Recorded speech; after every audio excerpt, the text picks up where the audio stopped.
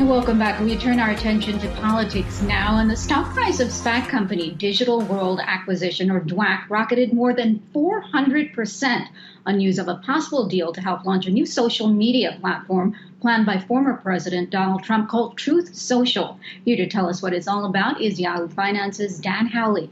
And Dan, I know half the country is going to be really happy about this news. The other half, I'm not so sure. Yeah, it's actually really interesting. This is Trump's second time at starting up a pseudo social network, rather. He previously had a site called From the Death of Donald Trump that, despite the assertions that there may be a huge audience for him on social media, ended up shuttering after just a month because of lack of users. So what he's trying to do here is kick off a new social network that he says will not have the kind of woke culture that he accuses other social networks of having.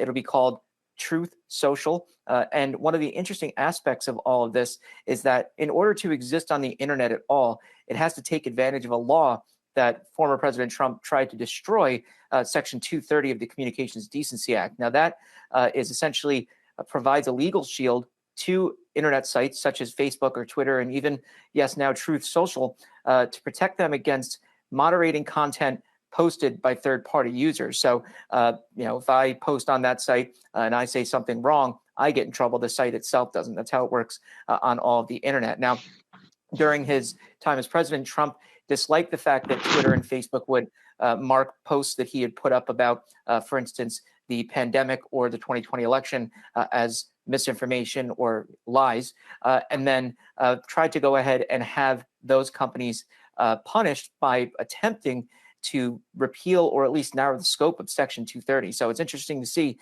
now that he needs it, that obviously the fact that it's still in place and never changed is advantageous to him. But whether or not this is going to end up having as many users as something like a Facebook or Twitter, I highly doubt that, based on the fact that, again, that From the Desk with Donald Trump never really took off.